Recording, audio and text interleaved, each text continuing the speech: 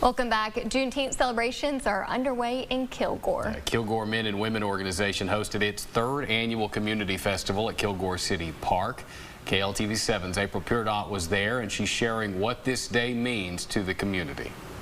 An evening filled with celebration. It's about unity and gratitude. The community's coming together, celebrating freedom, and that's what we want to do. For founder of Kilgore Men and Women of Alliance, Victor Boyd, that was his vision 3 years ago when he began the annual Juneteenth celebration in Kilgore. What we wanted to do was just bring together people of every nationality, anyone who believed that slavery was wrong, who wants to come and celebrate the freedom of the Black Americans from 1865 here in Texas to now. With vendors, lawn chairs, some dancing, and like Boyd said, community uniting. People from different surrounding cities joined together. It's not just a Black holiday, it's a celebration for everyone. Everyone should be celebrating. For Charles Taylor, this day serves as a reminder of emancipation and what it truly means. A national holiday for not only